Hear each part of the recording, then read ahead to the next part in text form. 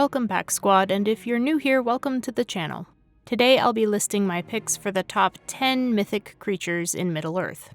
One of the appeals of a fantastic setting like Middle-earth is that the rules of primary reality need not limit an author's imagination. Yet Tolkien takes a relatively restrained approach, especially compared with the later settings he helped inspire.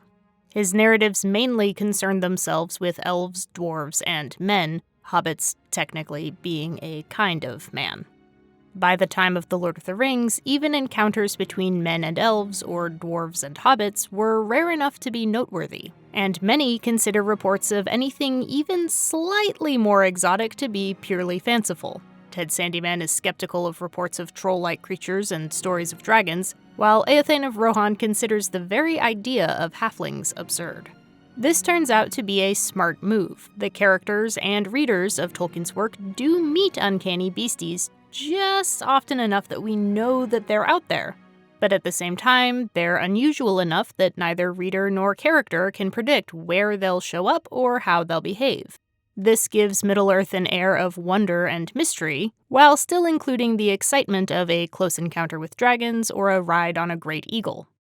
Defining the term mythic creature in a setting that includes Oliphants, trolls, Nazgul, and hobbits is a messy business. For the purposes of this video, I've only included creatures that could be considered a race, species, or at the very least a clan. Totally unique cases like Huon the Hound or Tom Bombadil are excluded, as are the creatures that seem totally natural in origin and type, like the Mumakil. I've also tried to only include creatures that have at least some evidence of actually existing in Middle-earth. I've also tried to distinguish between creatures and peoples. Again, this is not a simple matter, but since I had to draw the line somewhere, I've counted elves, dwarves, men, and their smaller cousins the hobbits as definitely people. Orcs likewise appear to be a kind of people, and they're likely at least descended from one kind of people or another. On the other hand, I have included ambivalent cases like trolls, ents, and great eagles on this list, partly because they don't seem to share the designation of the so-called Children of Eru, and partly because they're too important and interesting to overlook. All rankings of this kind are ultimately subjective, and that's especially true here, but I did take certain criteria into consideration, such as the impact of the creature's role in actual recorded events and their importance in the imaginations of the characters of Middle-earth. As always, debate and critique are expected and welcome. My pick for number 10 is giants. Giants don't need much explanation. They appear in many real-life legends, and their name really sums up their core concept. They're giant, humanoid creatures, often grotesque and associated with cannibalism. At the same time, this means the concept of a giant is somewhat relative in Middle-earth, where normal humans are twice the size of hobbits, Númenóreans tower over the men of Middle-earth, and according to some extrapolations, the tallest elves of the Elder Days would have been nearly 8 feet tall. In Norse myth and legend, one of Tolkien's inspirations, the enemies of the gods of Asgard are called the Jotnar, a word often translated, somewhat clumsily, as giants. Their characterization ranges from uncanny to downright brutal, but they nearly always appear in an adversarial role. Thus, in the early legends of Middle-earth, giants appear as either creatures of Morgoth or a people allied with him. In one account, Gothmog was thought to be the son of Melko and a giantess. In the published works, while there are stories and legends about giants, the only reported encounter with them is Bilbo's. Another possible appearance is the walking tree Sam's cousin Hal sighted on the North Moors shortly before the ring's identity was discovered. The simplest explanation is that these mentions of giants were merely a holdover from Tolkien's earlier work that he included in The Hobbit without much thought. You can easily explain away the stone-throwing giants of the Misty Mountains as a bit of poetic license on Bilbo's part, or even just the product of his overheated imagination.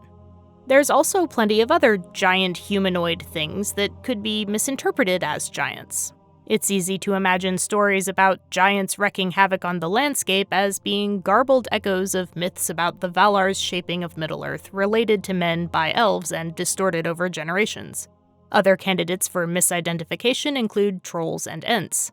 Alternatively, though, we can think of giants as one of the weird things in Middle-earth that never get a proper explanation. Creatures who might once have existed and might even still exist by the time of the War of the Ring, but who no longer have a direct role in the ongoing battle between the Servants of Morgoth and the Free Peoples. At number 9, we have Trolls.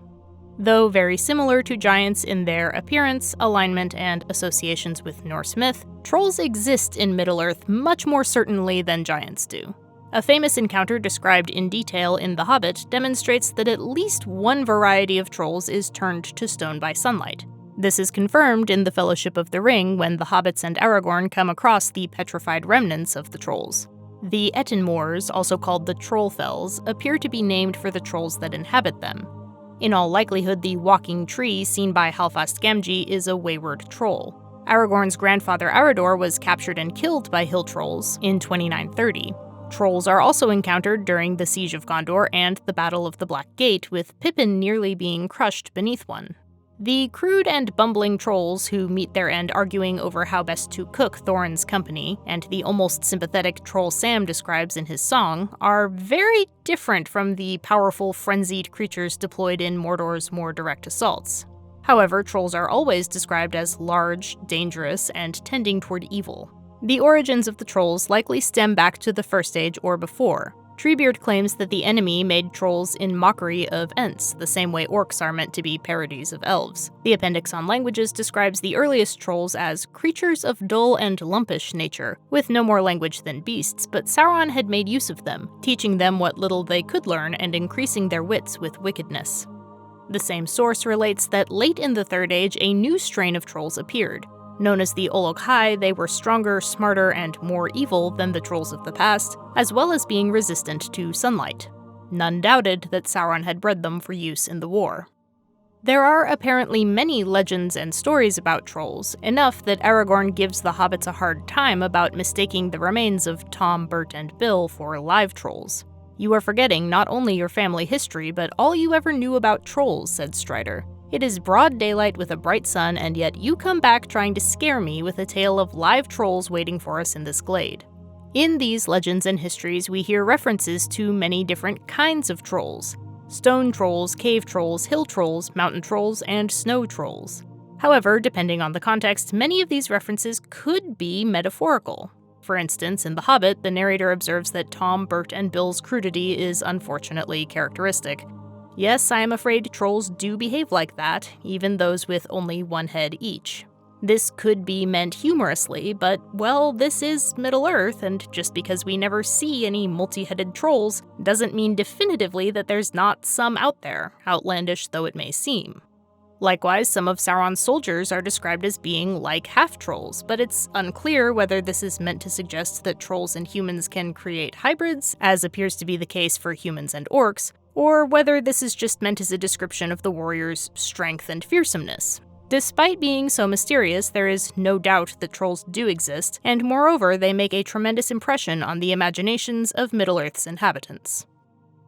The number 8 spot goes to the winged steeds of the Nazgul. These creatures don't really have a proper name. They are often called fell beasts, but that term is also used of other monstrous creatures. Our first encounter with these atavistic abominations is when one appears over the Anduin near Sarngebir. A dark shape, like a cloud and yet not a cloud, for it moved far more swiftly, came out of the blackness in the south and sped toward the company, blotting out all light as it approached. Soon it appeared as a great winged creature, blacker than the pits in the night. Legolas shoots this out of the air, but Sauron apparently has reserves. We get a closer look at one of these beasts when the Lord of the Nazgul approaches Theoden. It was a winged creature, if bird, then greater than all other birds, and it was naked, and neither quill nor feather did it bear, and its vast pinions were as webs of hide between horned fingers, and it stank. A creature of an older world, maybe it was, whose kind, lingering in forgotten mountains cold beneath the moon, outstayed their day, and in hideous Eri bred this last untimely brood apt to evil. Sauron has apparently bred these nasty beasts from some kind of prehistoric flying creature to serve as mounts for his Nazgul. This allowed the Nazgul to cover distance faster, gather information more efficiently, and seemingly spread their miasma of terror more broadly over their earthbound enemies. One of these winged steeds is beheaded by Éowyn during her fight with the Witch King. We see the other 8 doing battle with eagles at the Black Gate before the destruction of the ring sends them hurtling from the sky. While the winged steeds sometimes look draconic in art, this description suggests something prehistoric. Responding to a fan's question, Tolkien wrote that he did not intend the steed of the Witch King to be what is now called a pterodactyl, but obviously it is pterodactylic, and its description even provides a sort of way in which it could be a last survivor of older geological eras. Now, if you, like me, find yourself uncertain of the distinction Tolkien is drawing here, let me show you the unholy fruits of my research. The name pterodactyl specifically refers to a relatively small flying reptile of the late Jurassic period. Many similar animals appeared in later periods, including the toothy Tropeognathus, the crested pteranodon, and the deeply upsetting Quetzalcoatlus, the largest known flying animal to have ever existed, with an estimated wingspan of 33 feet. Admittedly, this last was discovered well after the publication of The Lord of the Rings, but if you're looking for an example of the kinds of animal that could be described as pterodactylic, while being big enough to act as a steed for a man-sized wraith, and also obviously the work of some evil demiurge, well, look no farther. There are not a ton of legends about these creatures. Like I said, there's not even consensus on what to call them, suggesting their role in the War of the Ring was their first appearance, at least as far as the inhabitants of the West were concerned. They do not seem to have had the intelligence and awareness necessary for speech, and apart from their ghastly features, unnatural existence, and close association with the sorceress Nazgul, they are relatively normal animals. However, even playing very fast and loose with the laws of natural history, they should not exist alongside humans, and indeed would not without Sauron's intervention and modifications, which must have been extensive. At number 7, we have Beorn and the Skin Changers. One of the most striking characters in The Hobbit, Beorn is apparently a man, albeit a large and ursine one, who lives an idyllic, secluded life west of Mirkwood with his intelligent animal companions and, oh yeah, he has the power to transform into a giant black bear.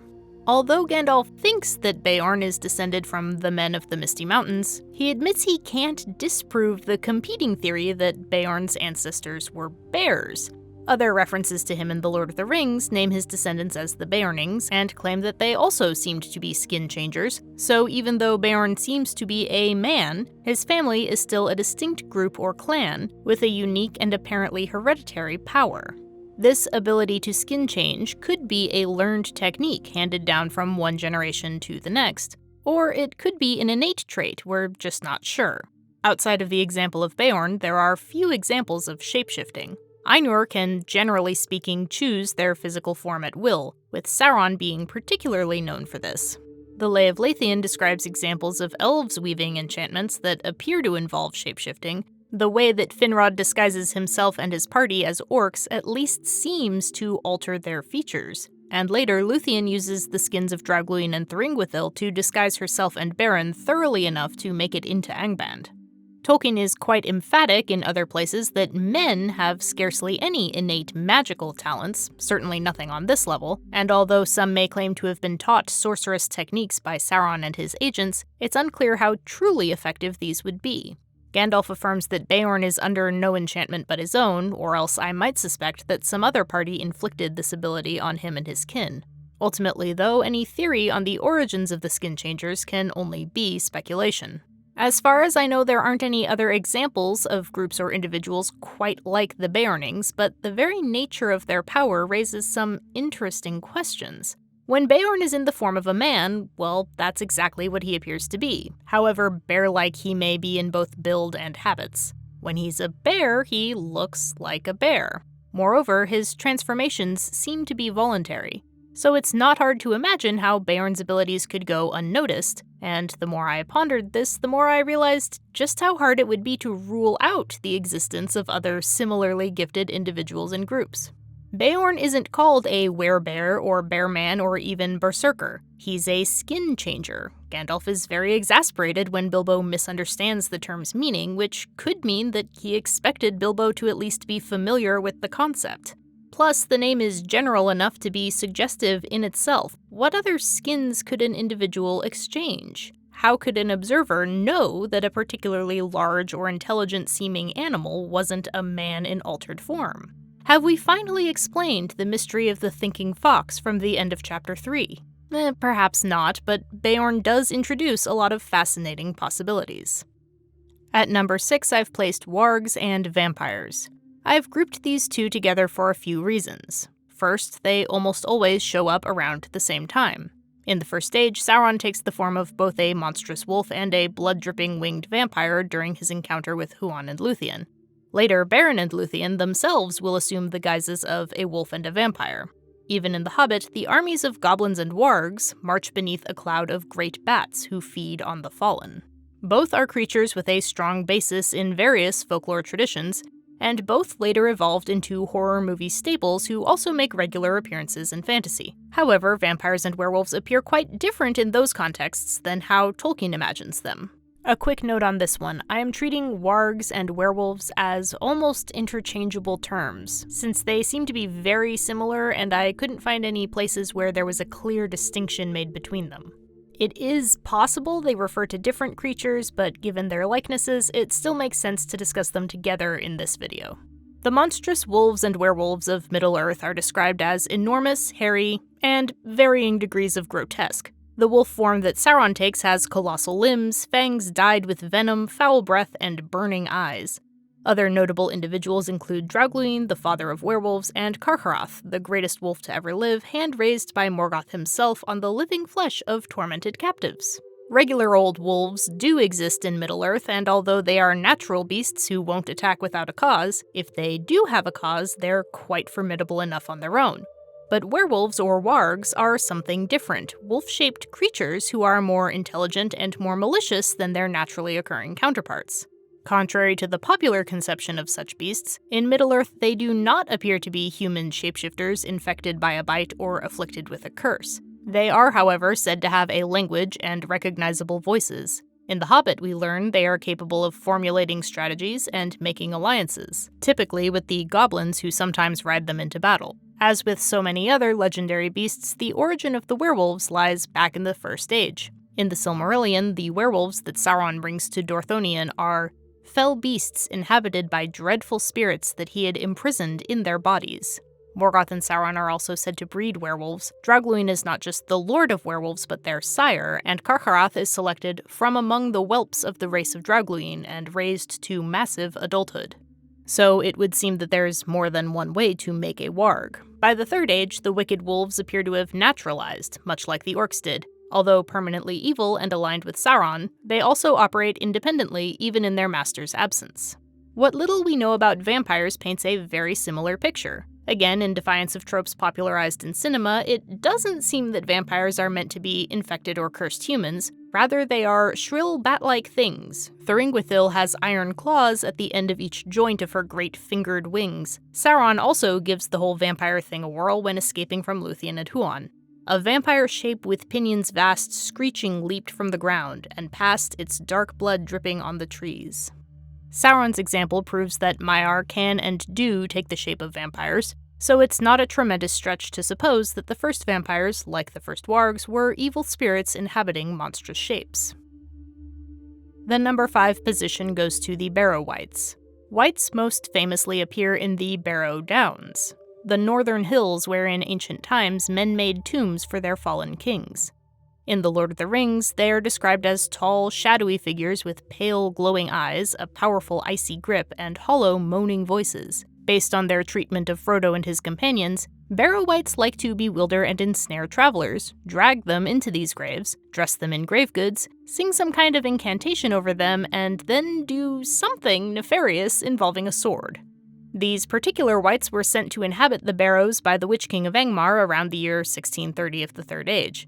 Like so many abhorrent but mysterious creatures, they are described as evil spirits of some kind. Theories about their nature and where they come from abound, and I've been known to dabble in such theories myself, but ultimately, while much is suggested, little is known for certain. Unlike trolls or werewolves, wights are less commonly seen in settings other than Middle-earth, though they also have a strong tradition in myth and folklore. More importantly, wights feature heavily in legends and tales told within Middle-earth. In the relative safety of Tom Bombadil's house, the hobbits are still made uneasy by the very mention of them. Even in the Shire, the rumor of the Barrow Wights of the Barrow Downs beyond the forest had been heard, but it was not a tale that any hobbit liked to listen to, even by a comfortable fireside far away. Upon awakening in one of these barrows, the old legends allow Frodo to quickly realize that he's been captured by a wight and is probably under some kind of horrible spell. As in other cases, though, the number of stories about them does little to explain their nature or powers. If anything, it has the opposite effect, making the Barrow Wights some of the most feared but least understood of Tolkien's mythic beasts. At number 4, we have the Great Eagles. In some ways, the Great Eagles can be seen as the virtuous counterpart of the malicious wargs. Just as wargs resemble enhanced and intelligent wolves, the eagles of Manwe are, well, giant, intelligent versions of normal eagles.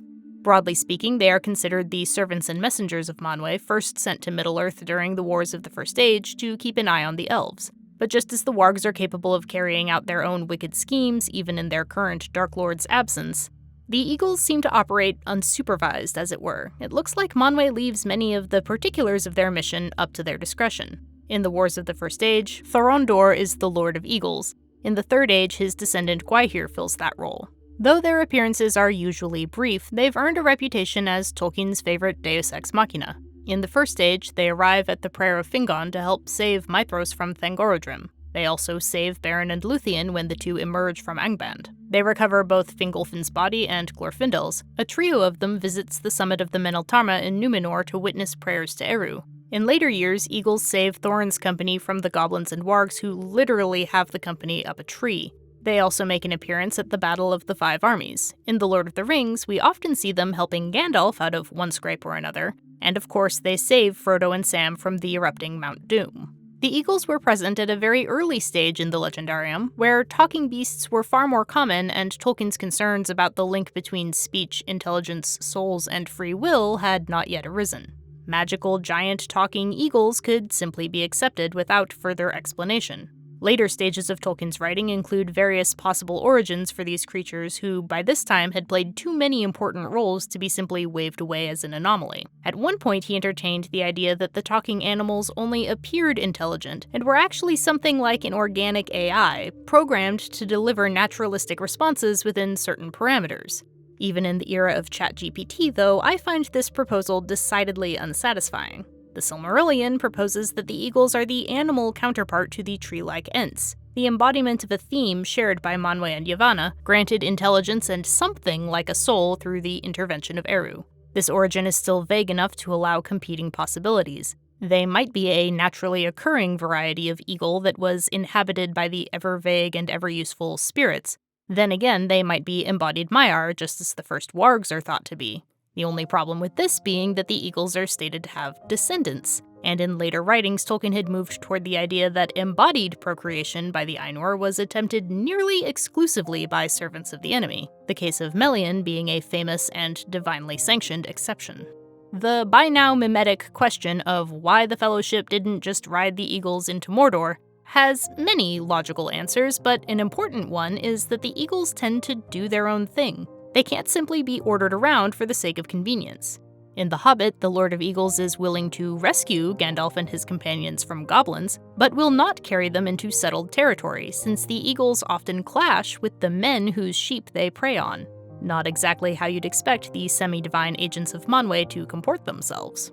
The eagles' independence could be read as an extension of the Valar's policy of non-intervention, but it's also an attitude shared by many of Middle-earth's unusual creatures. Beings can still be recognizably good or evil without necessarily bending to every whim of men or elves. As privileged a position as the children of Eru hold, the world is still a bigger place than they can understand. In that sense, the eagle's tendency toward last-minute rescues is more than a plot device. It's also representative of that principle. Number 3 goes to Balrogs and Bulldogs. Balrogs are another creature fairly unique to Middle-earth, appearing in both early and late writings. Terrifying, demonic servants of Morgoth armed with whips of flame. Balrogs seem to possess an aura of dread that makes even their allies retreat from their approach. Detailed accounts of their appearance are rare, but they are supposed to be roughly humanoid, although larger. There is great controversy over whether Balrogs have wings, but while he applies wing metaphors to them surprisingly often, Tolkien never does specify with certainty whether they have wings or not. Further complicating the matter is their shroud of darkness that obscures any but the closest glimpse of them. They appear often in the First Age. A group of them helps drive away Ungoliant when she threatens Morgoth. Balrogs are involved in killing Feanor and later Fingon. They help capture Maedhros and Húrin. And of course they were extensively used in the Siege of Gondolin, during which Glorfindel famously dueled one in a mountain pass to cover the escape of the city's refugees. At least one Balrog survived the War of Wrath and took up residence under the Misty Mountains, emerging to cause trouble for the dwarves in 1980 of the Third Age. Although the existence of the tremendous evil known as Durin's Bane is well known, no one can confirm it is indeed a Balrog of Morgoth until the Fellowship narrowly survives an encounter with it. In its battle with Gandalf, Durin's Bane survives the fall from the bridge and fights the wizard for 10 days before succumbing. At first, the Balrogs were considered children of Morgoth. Later it was suggested that they too were embodied Maiar. In one of the essays proposing this origin, Tolkien also posits that lesser spirits would take the form of great orc chieftains or captains, which he tentatively identifies with the term bulldog. Tolkien seems to have hit on this as a way to reconcile the problematic traits shown by some orcs, like their apparent longevity, intelligence, and capacity for independent action, with his later ideas about them. The word bulldog had appeared as the name of an orc captain in the Lay of Leithian, and a footnote to Tolkien's later essay elaborates that it is possible that bulldog was not a personal name, and either a title or else the name of a kind of creature. The orc-formed Maiar, only less formidable than the Balrogs. Such orc chiefs and champions continue to appear in the Third Age, raising the possibility that bulldogs are still around at the time of the War of the Ring. Apart from the ones known to have been killed by one hero or another, all the Balrogs are presumed to have perished in the War of Wrath and sinking of Beleriand. On the other hand, Durin's Bane hid out for centuries, and even after he woke up, his identity was not known for over 1,000 years. Given all the ambiguity about the nature and number of Balrogs, this is not a particularly reassuring fact. Coming in at number 2 are Ents and Huorns. Ents provide another example of a gray area between people and creatures. They are undeniably mythic beings, the subject of stories in several cultures, and in proper Tolkienian fashion, they also lend their name to landmarks and locations that persist even after the original associations are forgotten. Described as giant, tree-like bipeds, Ents have several fantastic traits. Their bark-like skin makes them impervious to arrows, they prefer drinking to eating, and they're too stiff to easily bend or sit down, and therefore sleep standing up. Treebeard at least has 7 toes, and the hobbits describe the Ents tearing up rock like bread when they march on Isengard. At the same time, the Ents do seem more like a people than a creature. There's another kind of animated tree entity in Middle-earth, though, the Huorns, which are trees who gain awareness and eventually even the power to move. Fangorn and surrounding forests contain plenty of Huorns, which help defeat Saruman's forces in Rohan, but the trees of the Old Forest of Buckland, including Old Man Willow, seem to be the same kind of creature. By Treebeard's admission, there is a lot of overlap between how Huorns and Ents can present. The sleepiest, most tree-ish Ent might well be confused with a Huorn, and an especially lively Huorn might as well be an Ent. And while Ents and Huorns can communicate with each other, Huorns don't seem to use language in the same way that elves, men, and dwarves do. Not only can Ents speak the tongues of other peoples, they have a notoriously lengthy language of their own. They also report reproducing in the usual way. Ents bereft of Entwives also lack the Entings necessary to carry on the business of tree herding. Unlike men, elves, and dwarves, though, Ents are apparently not counted among the children of Eru, adopted or otherwise. Treebeard claims that the elves were the first to communicate with trees and seems to credit them with teaching the Ents to speak as well. It was the elves that cured us of dumbness long ago, and that was a great gift that cannot be forgotten, though our ways have parted since. In the Silmarillion, though, the Ents get an origin story that puts them somewhere between dwarves and eagles, ontologically speaking. Filled with anxiety about the fate of her creations at the hands of the children, particularly Aule's latest unplanned addition, Yavanna tells Manwe would that the trees might speak on behalf of all things that have roots and punish those that wrong them. Reflecting on this, Manwe realizes that such an idea indeed already exists within the Song of the Ainur, and tells Yavanna that Eru has arranged for her thought to summon spirits from afar, and they will go among the Kelvar and the Olvar, and some will dwell therein. A scribbled note to a letter supports this idea, explaining that some elves believed that the Ents were either souls sent to inhabit trees, or else that slowly took the likeness of trees owing to their inborn love of trees. The neat part about this kind of origin is that it provides possible explanations for a lot of critters in Middle-earth, not just singular cases, but entire types of beings, and ones potentially unknown even to the Valar. For that reason, though I hesitate to classify Ents as beasts, they are an important addition to the list. Finally, the number 1 position goes to dragons. Dragons, in Middle-earth or wherever else one encounters them, really need little introduction. One of the greatest mythic beasts of all time, their scaly hides, fearsome size, fiery breath, and malicious hypnotic eyes make them instantly recognizable. Our knowledge of dragons in Middle-earth is relatively extensive. We know, for instance, that Morgoth created them during the War of the Jewels as weapons against the elves and their allies. A great number of dragons perished during the War of Wrath, but enough survived to continue causing trouble throughout the Second and Third Ages. There seems to have been a particular population boom in a region of the arid Mithrin known as the Withered Heath toward the second half of the Third Age, bringing dragons into conflict with the dwarves and men of that region. There are several subtypes of dragons. The earliest ones lacked wings, but some later models were able to take to the air, with wholesale devastation being the usual result. Dragons also vary in their ability to breathe fire. Fire drakes like Glaurung and Smaug make great use of their incendiary breath, but there are also cold drakes who have to make do with more conventional armaments. All dragons, though, seem to share certain characteristics. Dragons can live for centuries, growing all the while, with older dragons being richer, more devious, and more powerful. While their backs are armored with impenetrable scales, dragons are known to have vulnerable undersides. Another important dragonish tendency is their love of treasure hoards, which they guard jealously. Finally, dragons have mesmerizing gazes and an uncanny knack for manipulation, so it's not just dangerous to fight a dragon, it's also dangerous to even talk to one. Individual dragons appear throughout Middle-earth's history as dreadful foes and bringers of destruction. Glaurung the Golden, father of dragons, made his debut before his scales had fully hardened, and was at first easily repelled by mounted elven archers. After some growing up, though, he displayed much more formidable strength during the Dagor Bragollach and in the sack of Nargothrond. Glaurung eventually met his end at the hands of Turin Turambar, though not before using his hypnotic gaze and cunning speech to ruin Turin's life even more thoroughly than Turin could have managed on his own.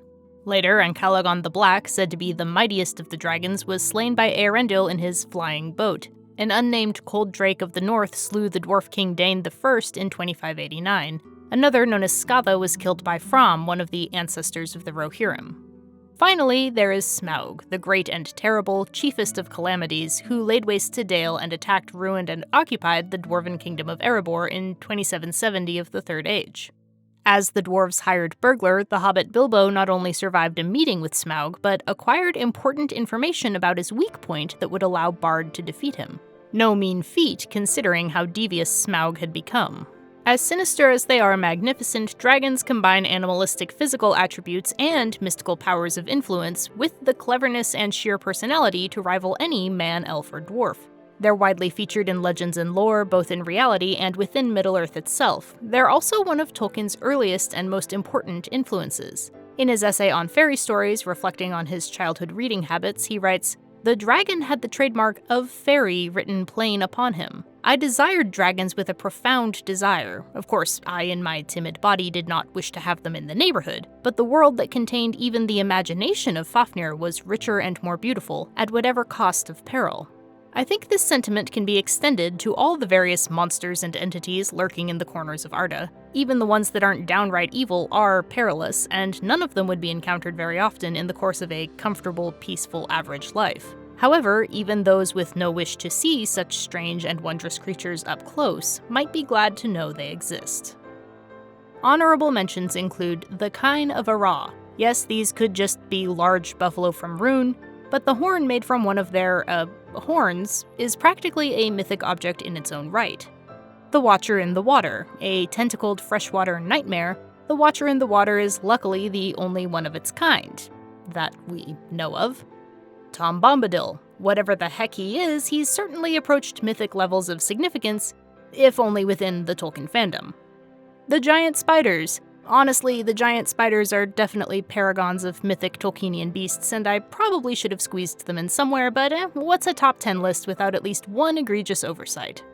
And Crablore. Said to be a hideous crustacean warped by a dreadful oath taken long ago, Some claim the burbling songs of this unfortunate cryptid can still be heard on quiet beaches at sunset. If you enjoyed this video, smite the like button like a Balrog corpse smiting the side of Karathras. Consider subscribing if you'd like to see more videos like this one, and don't forget to ring the bell. Oliphant-sized thanks to my Patreon supporters, especially DD, John H. Austin Jr., Gandalf the Grey, Marcel Ribeiro, Nick Rialo, Chris Nichols, Jeremy Buckingham, Bitso Bongo, Dorwin Gray, Brendan Mooney, E. Rose B., Allison Kreutzberg, Kevin Gilstad, Tamara Saldana, Frankie 12-String, Luke, Joel Bion, Rogue Hot Pocket, and Jared Carver. In addition to bonus content and hangouts, my patrons get the chance to select video topics, including this one. Check out the link in the description to learn more. Thanks to everyone for watching, and until our next meeting, remember, never to laugh at live dragons.